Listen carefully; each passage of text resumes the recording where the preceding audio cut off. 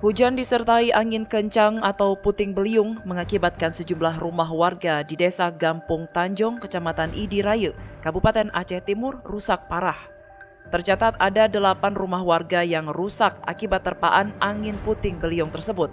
Pantauan di lokasi, atap rumah warga rusak parah, bahkan ada yang terbang sehingga tidak bisa lagi ditepati. Seorang korban, Muhammad Nasir, menjelaskan bahwa pada saat kejadian dirinya bersama keluarga belum tidur. Namun tiba-tiba angin kencang disertai dengan hujan. Saya kira sekitar jam 2:30 lah gitu. Pada waktu kejadian itu kami masih belum tidur. Yang ini ya agak parah rumahku, rumah belakang sana, sekitar 7 rumah gitu. Untuk sementara pakai tenda dulu. Selain itu, Pemkab Aceh Timur melalui Dinas Sosial juga sudah turun ke lokasi guna menyerahkan bantuan masa panik. Dari Aceh Timur, Romi Syahputra melaporkan untuk Puja TV Aceh.